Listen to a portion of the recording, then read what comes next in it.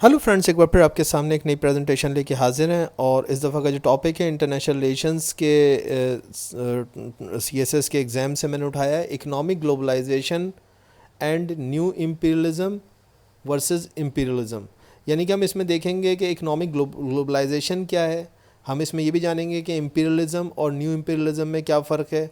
इसी तरीके से हम third world countries, second world countries, first world countries को देखेंगे कि इसके पुराने माने मफ़हूम क्या थे, मीनिंग्स क्या थे, और इस वक्त इसको नए मीनिंग्स में कहाँ दिया जाता है। अगर हम थर्ड वर्ल्ड कंट्री आज के दौर में 2022 में अगर हम बोल रहे हैं तो थर्ड वर्ल्ड कंट्रीज़ का क्या मतलब है, और पहले थर्ड वर्ल्ड कंट्री किसको कहा जाता था। सवाल एक बनाया गया है जिसकी बुनियाद पे मैंने सारी की सारी चीज़ों को जो है कलेक्ट किया है। सीएसएस के अंदर सवाल आता है इंटरनेशनल रिलेशंस के पेपर के अंदर, कहता है कि define globalisation and its attendant manifestation in global politics. तो ये एक सवाल उसने पहले बना दिया कि जो है उसकी अटेंडेंट मैनिफेस्टेशन यानी कि उसका जो कनेक्टेड डिस्प्ले है ग्लोबल पॉलिटिक्स के अंदर वो डिस्क्राइब करें। यानी ग्लोबलाइजेशन को आप जो है वो ग्लोबल पॉलिटिक्स के अंदर किस तरीके से देखते हैं। फिर उसने दूसरा सवाल ये बनाया कि do you agree with the view that economic globalisation is a form of new imperialism which only stands to exploit the third world states.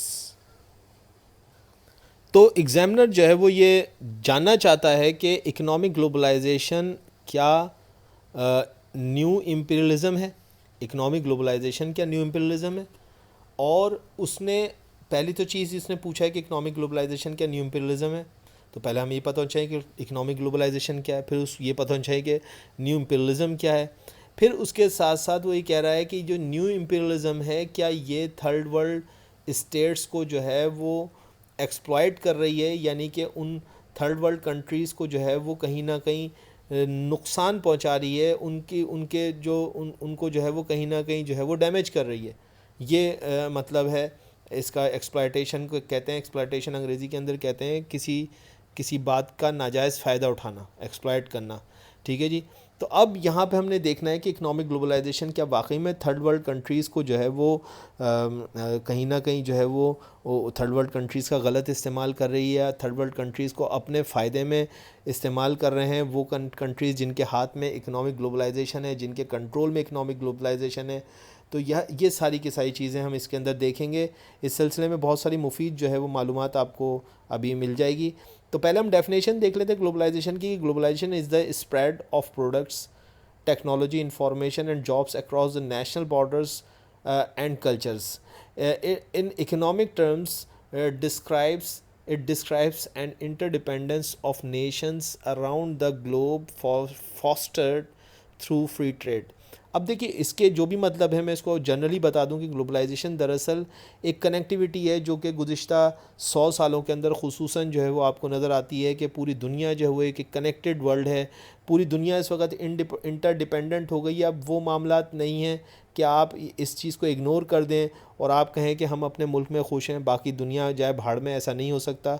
आपको जो है वो दुनिया के साथ कदम से कदम मिला के हर हालत में एनी हाउ चलना है। ये इंटरनेशनल रिलेशंस जब आप पढ़ते हैं तो आपको अल्लाह का शुक्र अदा करना चाहिए कि आपको ये चीज़ें समझ में आती हैं कि किस तरीके से जो है वो अब ये बहुत ज़रूरी हो गया है समझना। और ना सिर्फ एज ए आईआर के स्टूडेंट के नहीं बल्कि एक कॉमन आदमी के तौर पे भी आपको पता होना चाहिए कि दुनिया के अंदर क्या हो रहा है। तो ग्लोबलाइजेशन दरअसल बेसिकली जो है वो स्प्रेड ऑफ प्रोडक्ट्स हैं। यानी कि अब ये दुनिया आप देखते हैं कि केएफसी एक एक एक ब्रांड है, और केएफसी जो है वो किसी एक मुल्क की प्रॉपर्टी नहीं है, बल्कि अब वो पूरी दुनिया के लोग जानते हैं कि केएफसी क्या है। टेक्नोलॉजी की बात कर लें तो आप जानते हैं कि इंटरनेट और इससे रिलेटेड जो भी टेक्नोलॉजीज, मोबाइल्स हैं, आप देखते हैं पूरी दुनिया के अंदर हैं।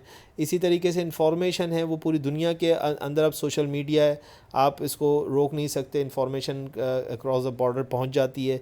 जॉब्स हैं, जाहिर सी बात है आज आप देखें पाकिस्तान के लोग जो हैं वो अमेरिका के अंदर या कहीं पे भी जाके बड़े से बड़ी और छोटे से छोटी जॉब्स करते हैं। यानी कि डॉक्टर्स, इंजीनियर्स भी हैं, तो कहीं मज़दूर और मिस्त्री भी जो है वो काम कर रहे हैं। इसी तरीके से जो है वो कल्चर जो है वो क्रॉस कर रहा है। कल्चर आप देखिए अब वो कल्चर नहीं रहा है, ग्लोबल कल्चर आ गया है। जहाँ पे कि आप देखते हैं कि किसी भी जैसे कि पाकिस्तान के अंदर है, पैंट शर्ट भी पहनी जाती है, टी शर्ट्स भी पहनी जाती हैं, शलवार कमीज़ भी पहनी जाती है। हालांकि अगर आप 200-300 साल पीछे जाएं तो इसी इलाके के अंदर कोई पैंट शर्ट नहीं पहनता था। इसी तरीके से दुनिया के अंदर जो है वो कल्चर चेंज हो रहा है, एक ग्लोबल कल्चर बन रहा है, और ये सारी की सारी कनेक्टिविटी जो है ग्लोबलाइजेशन के उसमें आती है। अब जब जाहिर सी बात है कि यही ग्लोबलाइजेशन जो है वो इकोनॉमिक टर्म्स में इकोनॉमिक ग्लोबलाइजेशन कहलाती है। वो आगे भी हम देखते हैं कि क्या चीज़ है, ठीक है जी। और इसके अंदर जो मेन रोल अदा कर रही हैं वो मल्टीनेशनल कंपनीज़ कर रही हैं। याद रखिएगा कि मल्टीनेशनल कंपनीज़ ने जो है वो, ये अगर आप इसको स्टिल करके पढ़ लीजिएगा, ये देखें मल्टीनेशनल कंपनीज़ जो हैं उन्होंने इन्फ्लुएंस बहुत ज़्यादा डाला है। मैं इसको शॉर्ट कर रहा हूँ, आप इसको दोबारा खुद पढ़ लीजिएगा। तो मल्टीनेशनल कंपनीज़ ने ग्लोबलाइजेशन के अंदर एक बहुत बड़ा MNCs और TNCs जिसे हम कहते हैं, मैं अलग से भी पढ़ा चुका हूँ, मेरा लेक्चर भी यूट्यूब के ऊपर मौजूद है। MNCs और TNC लिख के आप सर नौफिस अकेडमी लिखेंगे तो आ जाएगा। तो आप वो देखिए कि MNCs ने, मल्टीनेशनल कॉरपोरेशंस ने, ट्रांसनेशनल कॉरपोरेशंस ने जो है वो इस वक्त क्या कमाल कर दिया है, और ये इन्होंने जो है पूरी दुनिया की सोच चेंज कर दी है, और इनका बहुत ज़्यादा इन्फ्लुएंस है। अब देखते हैं कि what is economic globalisation. Economic globalisation refers to the increasing interdependence of world economies as a result of growing scale, cross-border trade, commodities and services flow and rapid spread of technology. वही बात जो मैं आपको कह चुका हूँ कि चीज़ें जो है वो इंटरडिपेंडेंट, इंटरलिंक्ड हो गई हैं। कोई भी जो मुल्क है इस वक्त वर्ल्ड इकनॉमीज़ का, यहाँ पे जो ये लफ्ज़ इस्तेमाल किया है वर्ल्ड इकनॉमीज़, ये अगर आप देखें तो ये वर्ल्ड इकनॉमीज़ दरअसल लफ्ज़ कंट्रीज़ के लिए, दुनिया के मुल्क, दुनिया की रियासतें, ये अब इंटरडिपेंडेंट हो चुकी हैं। हर मुल्क को इस वक्त पेट्रोल चाहिए, हर मुल्क के पास पेट्रोल उनके मुल्कों में नहीं निकलता है, तो अगर वो कि दुनिया के साथ कदम से कदम नहीं मिला के चलेंगे तो उनके घर में, उनके रोडों पे जो है वो ट्रैफिक जाम हो जाएगा, ट्रैफिक रुक जाएगा, ट्रैफिक चल ही नहीं सकेगा। इस वक्त मैं जिस वक्त ये प्रेजेंटेशन बना रहा हूँ, इस वक्त करंट अफेयर के अंदर आप जानते हैं कि श्रीलंका के अंदर ऐसा हुआ है। श्रीलंका के अंदर इस वक्त उनके पास इतने पैसे नहीं कि दुनिया से पेट्रोल ख़रीद सकें, तो वहाँ पे रोडों पे गाड़ियाँ खड़ी हो गई हैं, उनके पास पेट्रोल नहीं है पेट्रोल भरने के लिए। ये क्या है? ये सारी इकोनॉमिक ग्लोबलाइजेशन का ही हिस्सा है। अब ये जो पावर है, यानी कि ये जो पावर लोगों, कुछ मुल्कों के हाथों में आ गया है, और वो मुल्क सारी की सारी रिसोर्सेज को अपनी गिरफ्त में रख रहे हैं या रखना चाहते हैं, या उनके पास हैं, किसी भी तरीके से आ गई हैं, तो वो इन रिसोर्सेज को इस्तेमाल करते हैं किसी भी मुल्क को जो है वो अपने इन्फ्लुएंस में लाने के लिए, किसी भी कंट्री को अपने इन्फ्लुएंस में लाने के लिए। और यही जो चीज़ है जिसको कि वो आगे एग्जामिनर पूछ रहा है, मैं आपको बताना चाहता हूँ। अच्छा, इकोनॉमिक ग्लोबलाइजेशन की जो एग्जैक्ट एग्जांपल्स आएंगी वो फ्री ट्रेड एग्रीमेंट्स हैं, जैसे कि north American free trade agreement है। इसी तरीके से ट्रांस पैसिफिक पार्टनरशिप जो है, ये दो बड़ी एग्जांपल्स हैं इकोनॉमिक ग्लोबलाइजेशन की, ठीक है जी। टेक्निकली ये इसकी एग्जांपल्स हैं। अब जैसा कि अगर आप सवाल को देखें तो उसने वहाँ पे सवाल क्या किया था कि क्या इकोनॉमिक ग्लोबलाइजेशन न्यू इंपीरियलिज्म है? तो न्यू इंपीरियलिज्म सवाल बना दिया, तो आपको ये तो पता होना चाहिए ना कि न्यू इंपीरियलिज्म क्या है। न्यू इंपीरियलिज्म से पता होने के लिए आपको ये पता होना चाहिए कि इंपीरियलिज्म क्या है। यानी कि जो इकोनॉमिक ग्लोबलाइजेशन दुनिया में हो रही है, ये यानी कि जो ग्लोबलाइजेशन है इसी की एक किस्म है इकोनॉमिक ग्लोबलाइजेशन। तो ग्लोबलाइजेशन तो मैंने आपको बता दी, और इकोनॉमिक ग्लोबलाइजेशन भी बता दी। ग्लोबलाइजेशन ये कि सारी चीज़ें, सब चीज़ें इंटरलिंक्ड हो गई हैं, और इकोनॉमिक ग्लोबलाइजेशन के अंदर खुसूसन जो है वो इकोनॉमी से रिलेटेड जो चीज़ें हैं वो इंटरलिंक हो गई हैं। मिसाल के तौर पर आपकी ट्रेड है, आप पाकिस्तान जो है उसके पास खाने का तेल जो एडिबल ऑयल होता है पाकिस्तान अपने पास नहीं पैदा करता, तो एडिबल ऑयल पाकिस्तान को बाहर से लेना पड़ता है। इसी तरीके से जो है वो पाकिस्तान जो है बहुत अच्छा चावल पैदा करता है, तो पाकिस्तान चावल एक्सपोर्ट करता है। इसी तरीके से पाकिस्तान के पास टेक्सटाइल बहुत अच्छी होती है, टेक्सटाइल वो एक्सपोर्ट करता है। पाकिस्तान के पास पेट्रोल नहीं होता, तो पेट्रोल वो इंपोर्ट करता लेता है। तो ये जो एक्सपोर्ट और इंपोर्ट है, इसके ज़रिए से जो डिपेंडेंसी है ये इकोनॉमिक ग्लोबलाइजेशन है। इंटरडिपेंडेंसी जो है ये इकोनॉमिक, हर मुल्क जो है वो उसके पास सारी चीज़ें नहीं होती हैं, और हर मुल्क जो है वो कुछ ना कुछ उसको चाहिए, चाहे वो माल की सूरत में हो, चाहे वो सर्विसेज की सूरत में हो। मिसाल के तौर पे आप सऊदी अरबिया को देखें तो उसके पास माल की सूरत में बहुत कुछ है, लेकिन उसके पास सर्विसेज नहीं है। उसके पास आज भी उतने डॉक्टर्स या इंजीनियर्स नहीं है जो कि उसकी इकनॉमी को चला सकें। तो आप देखते हैं कि पाकिस्तान के डॉक्टर्स और इंजीनियर वहाँ पर जाके काम करते हैं, सर्विसेज देते हैं। पाकिस्तान के जो मज़दूर मिस्त्री हैं वो वहाँ पर जाके सर्विसेज देते हैं। तो ये भी जो है वो इंटरडिपेंडेंसी है, किसी भी सूरत में कोई ना कोई मुल्क जो है वो दूसरी मुल्क के गिरफ्त के अंदर मौजूद है। अब इसमें किसका पलड़ा भारी रहता है, यही सारा गेम है इंटरनेशनल रिलेशंस के अंदर, जिसको हम इंटरनेशनल पॉलिटिक्स कहते हैं। थोड़ा सा हम इसको देख लेते हैं कि इंपीरियलिज्म और न्यू इंपीरियलिज्म क्या है। देखिए न्यू इंपीरियलिज्म को समझने के लिए आपको इंपीरियलिज्म समझना पड़ेगा, और इंपीरियलिज्म का जो बेसिक डेट्स हैं वो 16वीं सदी से लेकर तकरीबन 19वीं सदी के मिड तक आती हैं, और उसके बाद जो है 19वीं सदी से लेकर जो है वो आज तक जो है वो न्यू इंपीरियलिज्म आ रहा है। ठीक है जी, तो ये आप जहन में रखिएगा, इंपीरियलिज्म जो है वो 16वीं सदी से 19वीं सदी के मिड तक आ रहा है, 19वीं सदी के बाद से आज तक जो है वो न्यू इंपीरियलिज्म को काउंट किया जा रहा है, जहाँ पे कि आप देखते हैं टेक्नोलॉजी और ग्लोबलाइजेशन जो है बहुत ज़्यादा हो गई है। इंपीरियलिज्म किस तरीके से होता था, तो imperialism also refers to colonialism.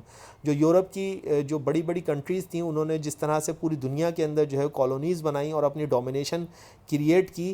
कैसे डोमिनेशन क्रिएट की, वीकर कंट्रीज़ को फतह करके, यही कॉलोनियलिज्म है और यही इंपीरियलिज्म है। ठीक है जी, यानी कि वीकर कंट्रीज़ को जो है वो कॉन्कर करके, उनको फतह करके उन पर कब्ज़ा कर लिया, और यही इंपीरियलिज्म है और यही कॉलोनियलिज्म है। क्योंकि जाहिर सी बात है कॉलोनियलिज्म और इंपीरियलिज्म में थोड़ा सा ही फ़र्क है, यानी कि इंपीरियलिज्म जो है वो एक हुक्मरानी है, और कॉलोनियलिज्म जो है वो दरअसल ऑक्यूपेशन है, किसके ऊपर, नेचुरल रिसोर्सेज के ऊपर जो कॉन्कर्ड थी। तो इंपीरियलिज्म के दौरान में जो 16वीं सदी से 19वीं सदी के मिड तक रहा तकरीबन, तो यहाँ पे जो है वो क्या हुआ कि उन्होंने इन यूरोपियन कंट्रीज़ ने जो है वो अफ्रीका और एशिया को पूरा पूरा कॉन्कर्ड कर लिया, यानी कि उसको फ़तह कर लिया। बहुत सारे मुल्क थे, ये एक नहीं था, ब्रिटिशंस थे, स्पेनिश थे, पुर्तगीज़ थे, और डच थे, इसके अलावा फ्रांसीसी कॉलोनीज थी। तो ये सारी की सारी जो है बड़ी बड़ी कंट्रीज़ थी, जिन्होंने कि जो है पूरी दुनिया को उस ज़माने के अंदर 16वीं 17वीं और 18वीं, इवन ये कि 19th सेंचुरी तक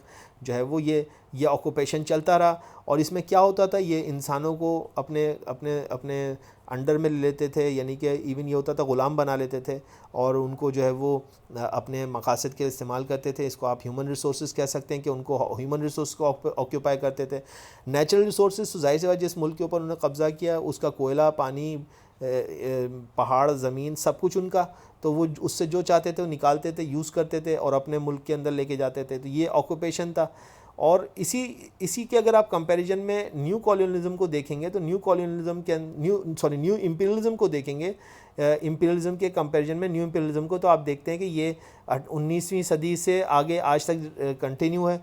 और इसके अंदर जो फ़र्क है, यानी कि इंपीरियलिज्म और न्यू इंपीरियलिज्म, इंपीरियलिज्म के अंदर तो आप कॉन्क्वेस्ट कर रहे थे, न्यू इंपीरियलिज्म में आप कॉन्क्वेस्ट नहीं करते ज़्यादातर, बल्कि आप इन्फ्लुएंस करते हैं और डोमिनेट करते हैं दूसरी कंट्रीज़ के ऊपर। ठीक है जी, और ये डोमिनेशन होती कैसे, डोमिनेशन दोनों जगह पे, यहाँ पे भी डोमिनेशन है इंपीरियलिज्म के अंदर भी, और न्यू इंपीरियलिज्म के अंदर भी डोमिनेशन है। लेकिन यहाँ पे डोमिनेशन कैसे, कॉन्क्वेस्ट करके। ठीक है जी, आप फतह करते थे। न्यू इंपीरियलिज्म के अंदर आप जो है वो डोमिनेट करते हैं। अच्छा, दूसरी चीज़ ये कि यहाँ एक और चीज़ आप ध्यान में रखिएगा कि इंपीरियलिज्म के अंदर जो आप डोमिनेशन कर रहे हैं, वो आप कॉन्क्वेस्ट, जिन कंट्रीज़ के ऊपर आपने कॉन्क्वेस्ट की है, जिन कंट्रीज़ को आपने फतह कर लिया है, उनके ऊपर आपकी डोमिनेशन होती थी इंपीरियलिज्म में। न्यू इंपीरियलिज्म में ज़रूरी नहीं है कि आप जो है वो उन कंट्रीज़ को डोमिनेट करें जो कि जिनको आपने कॉन्क्वेस्ट कर दिया है, फ़तह कर लिया है। मिसाल के तौर पे अमेरिका जो है वो इस वक्त किसी मुल्क को फ़तह नहीं किए हुए, लेकिन वो डोमिनेट कर रहा है, उसने पूरी दुनिया को अपनी गिरफ्त में कर रखा है। और ये जो गिरफ्त कर रखा है उसने, यानी कि वो पाकिस्तान पे भी हुक्म जमाता है, वो जो है अफ़गानिस्तान पे भी हुक्म जमाता है, वो जो है वो कोरिया को भी हुक्म देता है, वो जो है वो इंडिया को भी हुक्म देता रहता है, और कहीं ना कहीं उसकी बात को मानना पड़ता है, झुकना पड़ता है। और ये क्यों हो रहा है, इकोनॉमिक ग्लोबलाइजेशन की मदद से। ये जो इकोनॉमिक ग्लोबलाइजेशन हो रही है, जिसको मैं कह रहा हूँ कि इंटरडिपेंडेंसी है, मुल्क जो हैं वो अब किसी ना किसी वजह से दूसरे मुल्कों की जो है वो आगे झुकने पे मजबूर हो गए हैं, क्योंकि उनकी ज़रूरियात ऐसी हैं कि वो उसको निगलेक्ट नहीं कर सकते। तो ये जो ग्लोबलाइजेशन है, इकोनॉमिक ग्लोबलाइजेशन, ये न्यू इंपीरियलिज्म का सबब बन रही है। और न्यू इंपीरियलिज्म क्या है, न्यू इंपीरियलिज्म के अंदर आप किसी मुल्क को फ़तह नहीं कर रहे, लेकिन उसको डोमिनेट कर रहे हैं, उस पर आप इन्फ्लुएंस कर रहे हैं, और उसके ऊपर आपका हाथ उसके ऊपर है, और वो आपके हाथ के नीचे है। ये न्यू इंपीरियलिज्म है। तो यहाँ पे आप देख सकते हैं कि न्यू इंपीरियलिज्म के अंदर आप जो है वो किस तरीके से कर रहे हैं, फॉर्मल आप लीगल एग्रीमेंट्स करते हैं, आप जो है वो इकोनॉमिक पावर दिखाते हैं, आप कल्चर के ज़रिए से उस पर इन्फ्लुएंस करते हैं दूसरी कंट्रीज़ के ऊपर, और उसके नतीजे में क्या होता है कि जो है वो मुल्क जो हैं वो आपके जो है वो जो पावरफुल मुल्क हैं उनके जो है वो अंडर में ही रहते हैं। तो ये आपको समझ में आ गया। अब जो है वो इसके बाद आखिरी चीज़ यही थी कि उन्होंने कहा था कि ये जो बड़े मुल्क हैं वो किस तरीके से थर्ड वर्ल्ड कंट्रीज़ के ऊपर जो है वो अपना न्यू इम्पीरियलिज़म जो है वो तारी कर रहे हैं, और उस न्यू इम्पीरियलिज़म को ही उन्होंने कहा कि ये दरअसल इकोनॉमिक ग्लोबलाइजेशन के ज़रिए से ये न्यू इम्पीरियलिज़म जो है वो तारी कर रहे हैं बड़े मुल्क किन पे, थर्ड वर्ल्ड कंट्रीज़ पे। थर्ड वर्ल्ड कंट्रीज़ क्या है ये समझ लिए। थर्ड वर्ल्ड कंट्रीज़ समझने के लिए आपको first world countries, second world countries और थर्ड वर्ल्ड कंट्रीज़ को समझना पड़ेगा। फर्स्ट वर्ल्ड कंट्रीज़ देखें, पहले तो ये समझ लें फर्स्ट सेकंड थर्ड वर्ल्ड की जो ये टर्म है ये बेसिकली कोल्ड वार जो थी उस दौरान में, यानी कि 1980s 1990s के अंदर ये first world second world countries ज़्यादा सुनने में आते थे। तो first world countries cold war के दौरान में वो मुल्क थे जो कि अमेरिका के साथ खड़े हुए थे, ठीक है जी, अमेरिका के इत्तेहादी थे, वो फर्स्ट वर्ल्ड कंट्रीज़ कहलाते थे। और सेकंड वर्ल्ड कंट्रीज़ वो थे जो कि सोवियत यूनियन के इत्तेहादी थे, यानी कि चाइना, क्यूबा, ये जो लोग थे ये सोवियत यूनियन के इत्तेहादी थे। तो ये जो है वो सेकंड वर्ल्ड कंट्रीज़ कहलाते थे, कम्युनिस्ट कंट्रीज़, ठीक है जी। और ये जो थे कैपिटलिस्ट कंट्रीज़ थे, ज़्यादातर फर्स्ट वर्ल्ड कंट्रीज़ के अंदर कैपिटलिस्ट थे। कैपिटलिस्ट इसका स्टैंडर्ड नहीं है, लेकिन आप ये समझ सकते हैं कि ये यूएस के इत्तेहादी थे, ज़्यादातर वेस्टर्न यूरोप था इसमें और यूनाइटेड स्टेट्स था। और दूसरी तरफ सेकंड वर्ल्ड कंट्रीज़ के अंदर जो है वो आप देखते हैं कि सोवियत यूनियन और क्यूबा वगैरह जो है ये आपको ज़्यादा नज़र आते हैं, नॉर्थ कोरिया और इस तरीके के इत्तेहादी जो है उसके, वियतनाम वगैरह। तो ये सारे के सारे आ गए। दूसरी तरफ थर्ड वर्ल्ड कंट्रीज़ कौन थी? थर्ड वर्ल्ड कंट्रीज़ वो थे जो कि ना तो यूएस के साथ खड़े हुए थे ना सोवियत यूनियन के साथ खड़े हुए थे। आप कह सकते हैं कि अदर देन सोवियत यूनियन और जो है वो यूनाइटेड स्टेट्स ऑफ अमेरिका, ये थर्ड वर्ल्ड कंट्री थी। ये टर्म जो है उस वक़्त के लिहाज से ऐसे थी, लेकिन आज थर्ड वर्ल्ड कंट्रीज़ हम कहते हैं उन मुल्कों को जो कि सिर्फ़ और सिर्फ आप ये कह सकते हैं डेवलपिंग कंट्रीज़ हैं, जो अभी इतने ज़्यादा डेवलप नहीं हैं, उनकी इकनॉमीज़ अभी इतनी ज़्यादा स्ट्रॉन्ग नहीं है कि वो अपनी इकनॉमी को जो है वो बहुत स्विफ्टली जो है वो रन कर सकें। ये मुल्क अब थर्ड वर्ल्ड कंट्रीज़ के अंदर सीधी सीधी बात है कि थर्ड वर्ल्ड कंट्रीज़ में कौन से आते हैं, ज़्यादातर थर्ड वर्ल्ड कंट्रीज़ के अंदर अफ्रीकन कंट्रीज़ या south Asian countries, even Pakistan, India वगैरह सारे साउथ एशियन कंट्रीज़ जितने भी हैं वो सारे के सारे थर्ड वर्ल्ड कंट्रीज़ के अंदर आते हैं। तो अब आपकी समझ में आ गया सवाल भी कि जनाब सवाल क्या है, कि सवाल यही था कि जो है वो किस तरीके से इकोनॉमिक ग्लोबलाइजेशन एक टूल बन गया है जिसके ज़रिए से न्यू इम्पीरियलिज्म को जो बड़े कंट्रीज़ हैं वो थर्ड वर्ल्ड कंट्रीज़ के ऊपर जो है वो तारी करना चाहते हैं, उन पे इस्तेमाल करना चाहते हैं। तो जवाब इसका जनाब यही होगा कि चुनांचे हम कह सकते हैं कि जी हाँ, आज इकोनॉमिक ग्लोबलाइजेशन दरअसल न्यू इम्पीरियलिज्म का ही एक नया रूप है, जिसमें वही बुनियादी ख्याल मौजूद है कि किसी को भी कमज़ोर, किसी भी तरह कमज़ोर को अपने कंट्रोल में रखा जाए। और मौजूदा दौर में जहां ग्लोबलाइजेशन ने हर मुल्क की दूसरे मुल्क पर डिपेंडेंसी बढ़ा दी है, वहां कमज़ोर मुल्कों को माला माल मुल्कों के आगे सर झुकाना पड़ रहा है। खुसूसन थर्ड वर्ल्ड के साउथ एशियन और अफ्रीकन कंट्रीज़ को तेल के हुसूल के लिए, तेल के को हासिल करने के लिए आज माला माल मुल्कों की हर बात को मानना पड़ता है, और इस सिलसिले में कर्ज़े हासिल करने के लिए जायज़ और नाजायज़ शर्तें मानकर अपनी ही आवाम को ख़ुद ग़ुलाम बनाना पड़ता है। और ग़ुलामी का तस्वुर बदल गया है, मगर ग़ुलामी नहीं बदली है या ख़त्म ना की जा सकी। तो आज आप देख सकते हैं कि पाकिस्तान IMF के हाथों जो है ग़ुलाम बना हुआ है, किस तरीके से महंगाई जो है वो होती चली जा रही है, और IMF जो कहता है वो करना पड़ता है। और सिर्फ क्या वजह है? यही वजह है कि जो ये इकनॉमिक ग्लोबलाइजेशन है, इसकी वजह से जो थर्ड वर्ल्ड कंट्रीज़ हैं, यानी कि पाकिस्तान भी थर्ड वर्ल्ड कंट्री है, डेवलपिंग स्टेट है, और वहाँ पे इकनॉमी इतनी अच्छी नहीं है हमारी, और हमें जो है वो हालत में जो है वो उन मुल्कों की माननी पड़ती है जो कि जो है वो जिनका अपर हैंड है, जिनके हाथ में जो है उस वक्त इकनॉमिक ग्लोबलाइजेशन है। सो आई होप कि आपको ये सवाल जो है वो मुकम्मल तौर पे समझ में आ गया हो। अगर आपको ये मेरा वीडियो पसंद आए तो प्लीज़ लाइक और सब्सक्राइब कर दिएगा। Thank you.